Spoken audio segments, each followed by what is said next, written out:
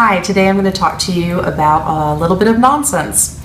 Actually, I'm going to talk to you about nonsense words. We get a lot of questions about why we use nonsense words with kids because parents are worried that they're not real and kids are going to memorize words that aren't real and they already need practice on words that are real. Well, I'm not going to argue with the fact that kids need to learn real words, but nonsense words play a very important role in learning how to read and how to spell. Now, a lot of kids that are young have great memories and they will memorize a lot of one-syllable words and they will be able to spell them and they'll be able to read them. However, when they get to multisyllabic words, they really struggle because they don't know how to break them down and they don't see the real words in the multisyllable words. So nonsense words give you the opportunity of really seeing if kids know how to read and how to spell particular sounds.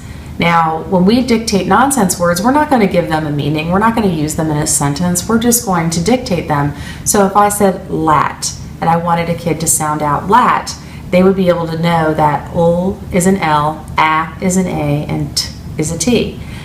Does it have to mean anything at the single syllable level? No, but what I know is that later on, if they have to spell latitude or bilateral, that they will be able to listen to each part of a word and break it down into its syllables, hear those sounds, and be able to transcribe it onto the paper. So it teaches them both reading and spelling. And if you can spell a word, then you can read a word. So learning how to hear those sounds and translate them onto paper is extremely valuable for both reading and spelling.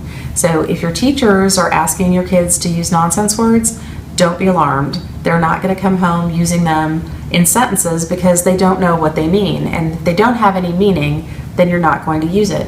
So if I said the word lat to you and there's no meaning for it, you're not going to go home and say, honey, I'd like some lat for dinner, or I think I need to go to the store and buy lat, because it doesn't mean anything to you. So it's not going to interfere with your child's vocabulary. It's just going to improve their reading and spelling for years and years to come.